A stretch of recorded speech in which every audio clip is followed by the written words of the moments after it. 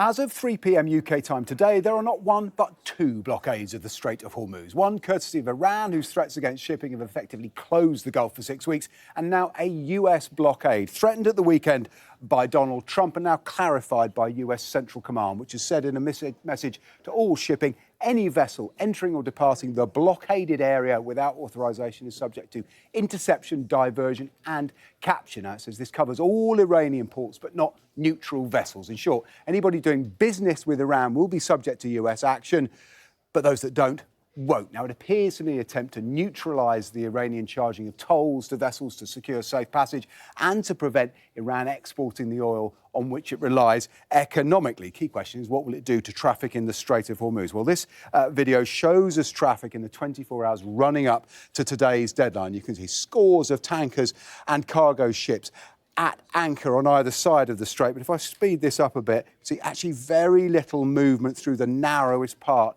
of the strait itself. Some individual vessels are moving, but very, very few. And compared to the historic volumes started this year, this is oil and liquefied natural gas tankers, 50 to 60 a day before the Iranian-US war began, dropped down to single figures. Now, let's look at some of the individual vessels that might be targeted here. This is the Elpis, presumably the kind of tanker the US has in mind. It's sanctioned by the US. It loaded with oil up here on the Iranian coast on March the 31st. Now, we don't know where it's going, but it has been heading east all day, apparently unimpeded. It will be interesting to see if that remains the case. Now, some tankers are making their way through the strait without an obvious link to Iran. This is the New Future. It was in Hamraya in the UAE last week en route to Oman. Now, we don't know how or why it's managed to make this voyage, but this dotted line does tell us something. Its satellite tracking data has been turned off for part of the journey. Just one more to demonstrate the limbo that many vessels have been in for weeks.